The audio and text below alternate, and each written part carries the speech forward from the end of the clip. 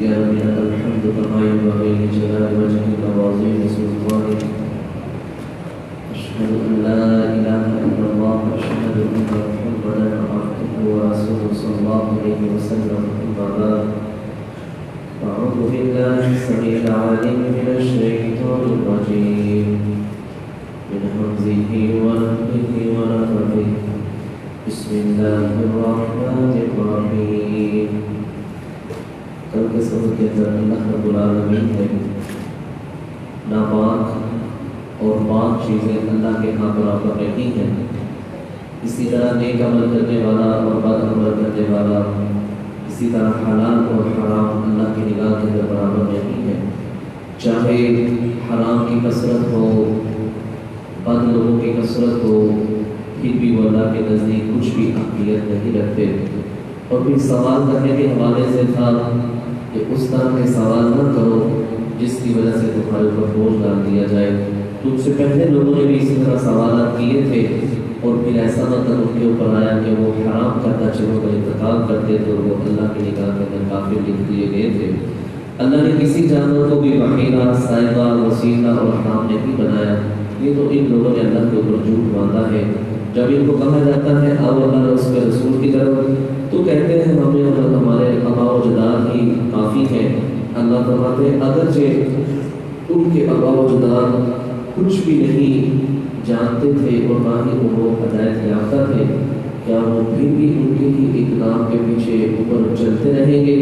اسی کے اندر ان کی بربادی اور ان کا معاملہ خراب ہے. آج کا جو سبق ہے وہ صفحہ نمبر 12 ہے اور آیت نمبر 105 ہے.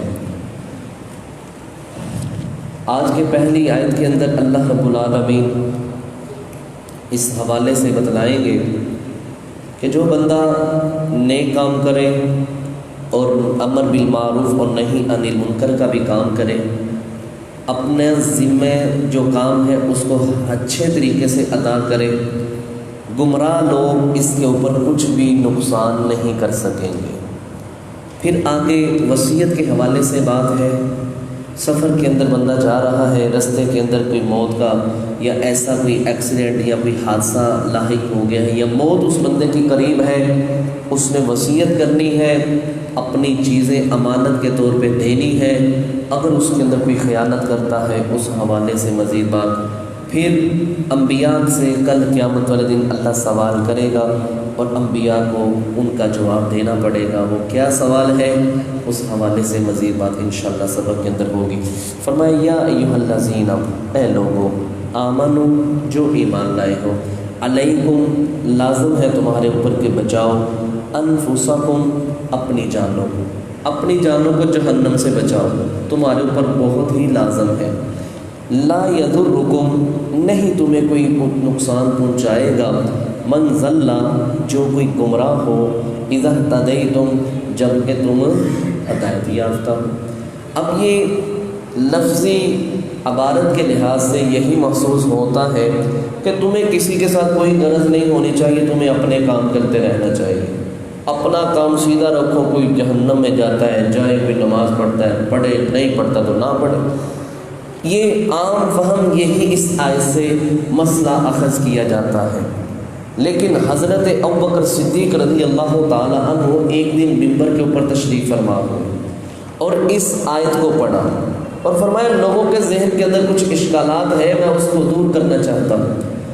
جہاں یہ آیت ہے اور ساتھ نبی صلی اللہ علیہ وسلم کا فرمان بھی ملائے تو نبی علیہ السلام نے فرمایا ہے جو بندہ ظلم ہوتا ہوا دیکھتا ہے اور پھر اس ظلم کو روکتا نہیں ہے، جو ظلم کرنے والے کے اوپر عذاب آئے گا وہی اس دیکھنے والے کے اوپر بھی عذاب آئے گا.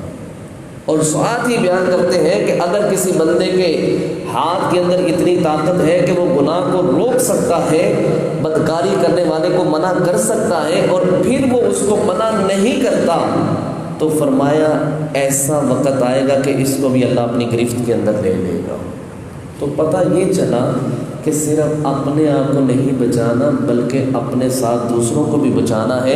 اس آیت کا مطلب اور مفہوم یہ ہے جو بندہ سیدھے راستے پر چلتے ہوئے نیک عمل کرتے ہوئے ساتھ امر بالمعروف اور نہی عن المنکر کا بھی کام کرتا ہے تو گمراہوں کا وبال اس بندے کے اوپر نہیں ہوگا، کیونکہ اس نے اپنے ذمے کا کام کر دیا ہے جو اس کے اوپر ذمہ داری تھی، نیکی کی طرف بلانا اور گناہ سے روکنا۔ اگر اس کے بعد بھی کوئی باز نہیں آتا تو اس کا وبال اس سمجھانے والے کے اوپر نہیں بلکہ جو گناہ کر رہا ہے اس کا وبال اسی کی جان کے اوپر ہوگا۔ تو یہی بات اللہ کہہ رہے ہیں تم اپنے آپ کو بچاؤ، لا یضرکم نہیں کوئی نقصان پہنچائے گا تمہیں، من ضل جو کوئی گمراہ ہو، اذا اہتدیتم جبکہ تم خود ہدایت یافتہ ہو، اس کا وبال تمہارے اوپر نہیں ہوگا۔ تم نے بتلا دیے بس ٹھیک ہے۔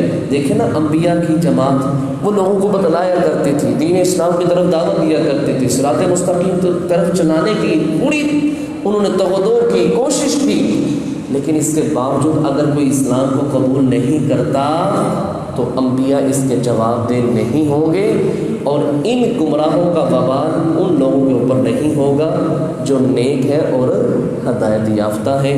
فرمایا الی اللہ اللہ ہی کی طرف مرجعکم تمہارا لوٹنا ہے، جمیعا سب کا، فینبئکم پس وہ تمہیں خبر دے گا، بما کنتم تعملون جو تم دنیا کے اندر عمل کیا کرتے تھے، اللہ تمہیں سب اعمال کی خبر قیامت والے دن دے گا۔ آگے جو بات آ رہی ہے وہ وصیت کے حوالے سے ہے۔ صحیح بخاری کے اندر واقعہ آتا ہے، عبداللہ بن عباس رضی اللہ تعالیٰ عنہ بیان کرتے ہیں، بنو سہم قبیلے کا ایک مسلمان آدمی اس نے سفر کا ارادہ کیا، اور اس کے سفر کے اندر دو بندے تھے، ایک کا نام تمیم تھا اور ایک کا نام عدی تھا۔ اور راستے کے اندر چلتے ہوئے سہم قبیلے کا جو آدمی تھا، سہمی مسلمان، اس کی طبیعت خراب ہو گئی، موت کا وقت آ گیا۔ اس نے اپنے ساتھیوں کو کہا یہ میرے پاس یہی جمع پونجی ہے، یہ مجھ سے تم لے لو اور میرے ورثاء تک پہنچا دینا تاکہ وہ اپنے اندر اس وراثت کو تقسیم کر لیں۔ وہ فوت ہو گیا، وہ جو کچھ بچا تھا وہ دونوں ساتھیوں نے لیا اور ان کے گھر میں آ کے پہنچ گئے اور ان کے سامنے رکھ دیا۔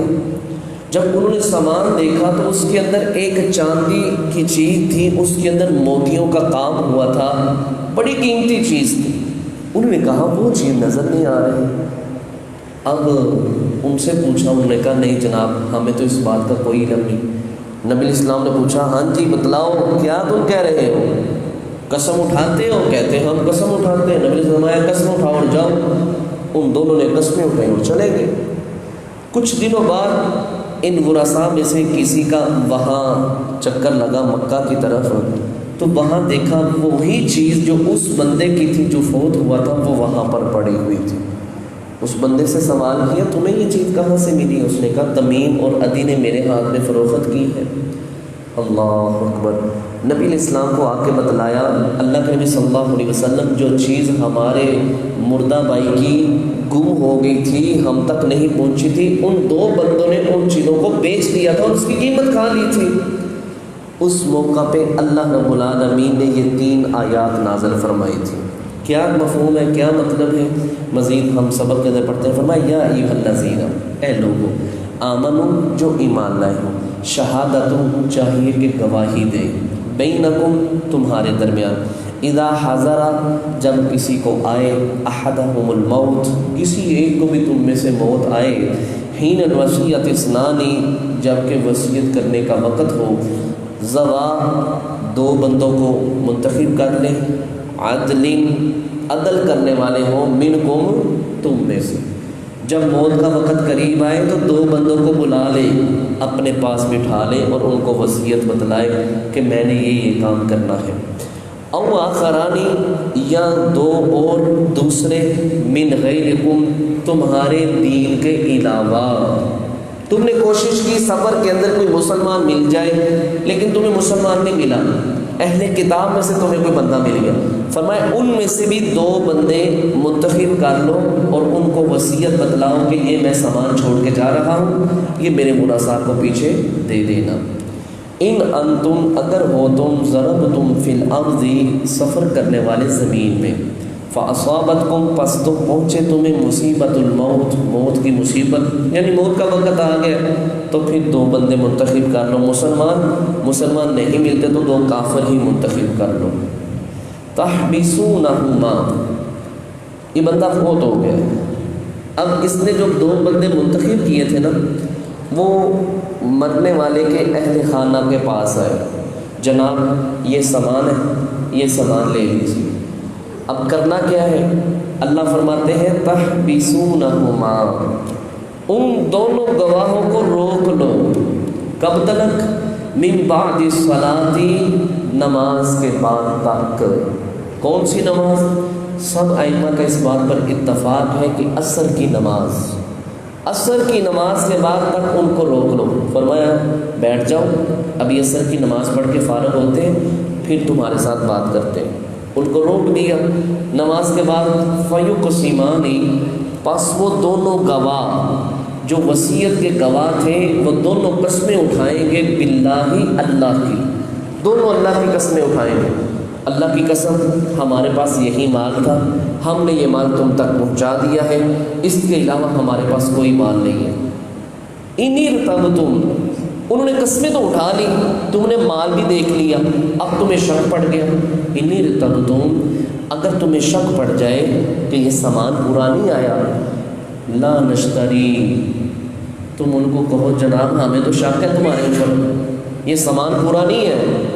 تو فرمایا جنہوں نے قسمیں اٹھائی ہیں نا، لا نشتری، وہ دونوں کہیں گے نہیں ہم نے خریدی بھی اس قسم کے عوض سامانن کوئی قیمت۔ اور بھائی جان ہمیں کیا ضرورت پڑی ہے ایسی جھوٹی قسم اٹھانے کی؟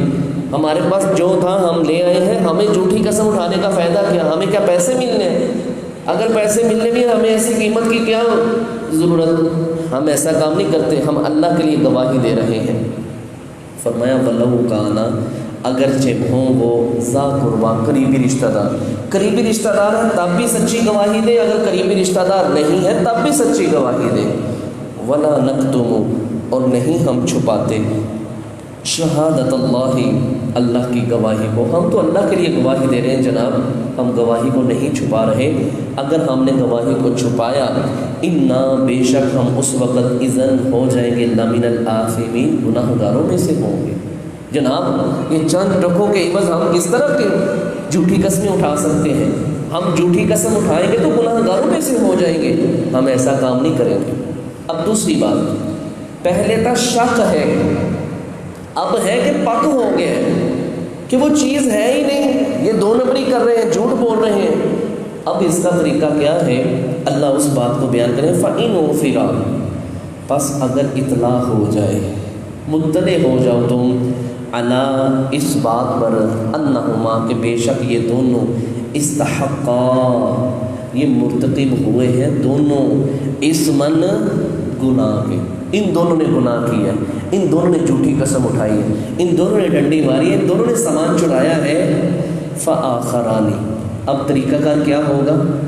فآخران، پس 2 یقومان، کھڑے ہوں گے، مقامہما، ان دونوں گواہی دینے والوں کی جگہ کے اوپر، من الذین، ان لوگوں میں سے، استحقا، جو جن کی حق تلفی ہوئی ہے، علیہم الاولیان، جو مرنے والے کے قریبی ہیں، فیقسمان، پس وہ دونوں قسمیں اٹھائیں گے، باللہ، اللہ کی، لشہادتنا، کہ ہم گواہی دیتے ہیں، احق، ہماری گواہی زیادہ سچی ہے، من شہادتہما، ان دونوں کی گواہی دینے کے بدلے میں، وما اعتدینا، اور نہیں ہم زیادتی کر رہے۔ کیا طریقہ ہوگا؟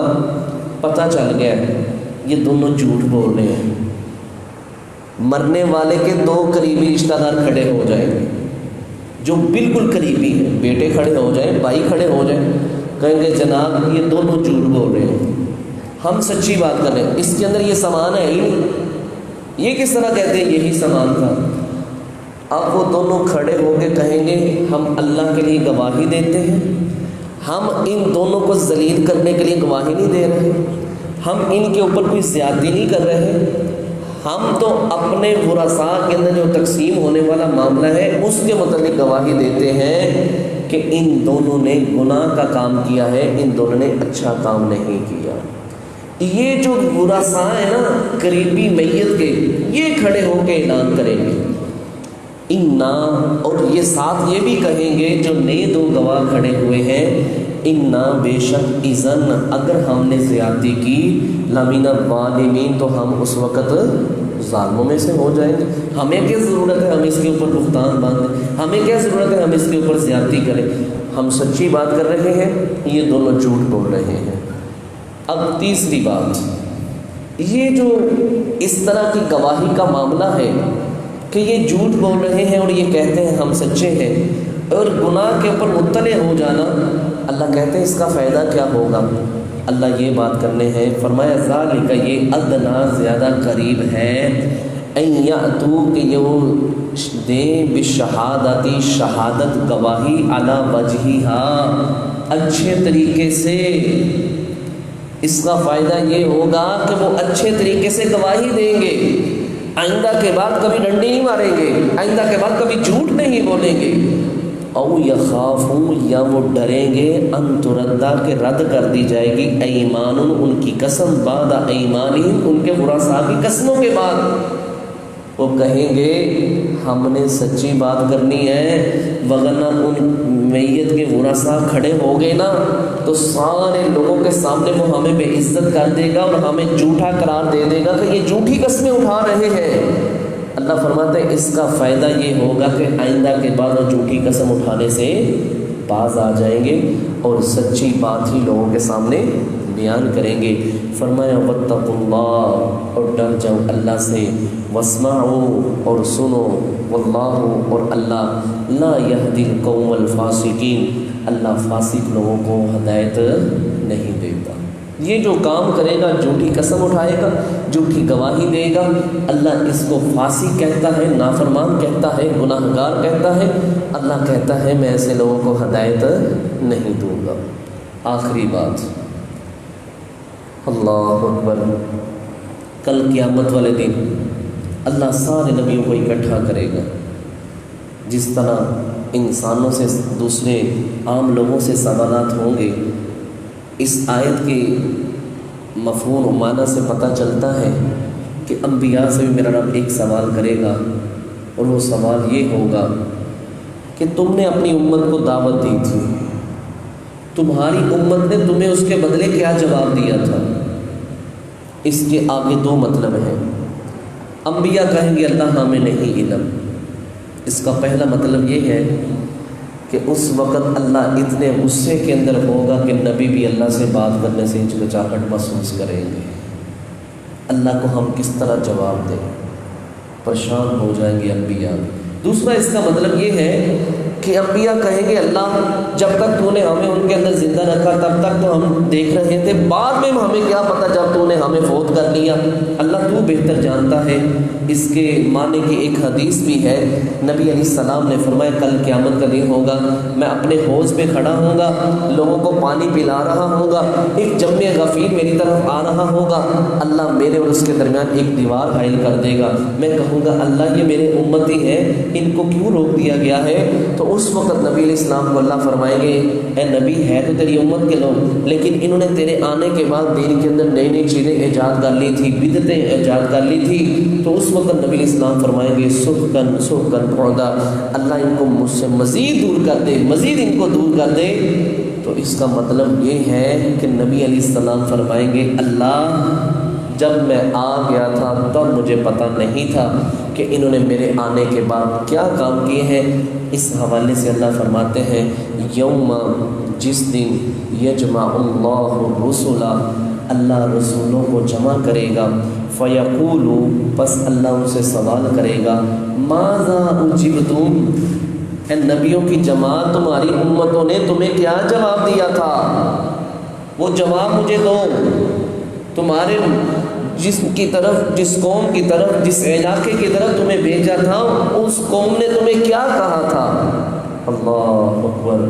دوسرے مقام پہ سورۃ الاعراف کے اندر اللہ اس طرح کہتا ہے فَلَنَسْأَلَنَّ الَّذِينَ أُرْسِلَ إِلَيْهِمْ وَلَنَسْأَلَنَّ الْمُرْسَلِينَ۔ ہم ان لوگوں سے ضرور سوال کریں گے جن کی طرف نبیوں کو بھیجا تھا، اور ہم ضرور نبیوں سے بھی سوال کریں گے کہ جس کام کے لیے ہم نے ان کو دنیا کے اندر بھیجا تھا۔ اللہ کہے گا تمہاری امت نے کیا تمہیں جواب دیا تھا؟ قالوا، نبی کہیں گے لا علم لنا، لا ہمیں اس بارے میں کوئی علم نہیں ہے۔ اتنا دہشت والا معاملہ ہوگا کہ نبی بھی اس دن اللہ سے بات نہیں کر پائیں گے، یا تو اللہ کی جو غصے کی ہیبت ہوگی اس وجہ سے، یا پھر نبی یہ کہیں گے اللہ جب ہم تیرے پاس آ گئے تھے اس کے بعد ہمیں نہیں پتا کہ ہماری امت نے کیا کیا تھا، اللہ تو بہتر جانتا ہے۔ انکا بے شک انتا تو علام، بہترین بہتر جاننے والا ہے، الغیوب غیب کی خبروں کو، اللہ تو بہتر جانتا ہے بعد میں کیا ہوا تھا، ہماری امت کے لوگوں نے کیا کام کیے تھے، اللہ ہم سے بہتر تو جانتا ہے، اور تو ہی اس بات کو حساب کے لحاظ سے بہتر مانتا ہے کہ کیا ان کا کرنا ہے، کس طرح ان کا بدلہ ان کو دینا ہے، کس طرح کی ان کو سزا دینی ہے، یہ تو ہی ہم سے بہتر جانتا ہے۔ تو یہ تھا میرے بھائی آج کا سبق، جس کے اندر اللہ رب العالمین نے جو بندہ نیک کام کرتا ہو، امر بالمعروف اور نہی عن المنکر بھی کرتا ہو، برے لوگوں کا اس کے اوپر کوئی وبال نہیں ہوگا۔ اگر کسی کو موت آ جائے سفر کے دوران، 2 عادل لوگوں کو اپنے ساتھ منتخب کر لے گواہی کے لیے، اپنا ساز و سامان اس کے حوالے کرے اور وہ لوگوں تک پہنچا دے جو اس کے ورثاء ہیں۔ اور پھر نبیوں کے متعلق بات ہوئی ہے کہ اللہ نبیوں سے سوال کرے گا کہ تمہاری امت کے لوگوں نے تمہیں کیا جواب دیا ہے۔ اللہ سے دعا کیجئے اللہ رب العالمین ہم سب کو اپنی اور اپنے نبی کی اطاعت کرنے کی توفیق عطا فرمائے۔ سبحانک اللہم و بحمدک، اشہد ان لا الہ الا انت، استغفرک و اتوب الیک۔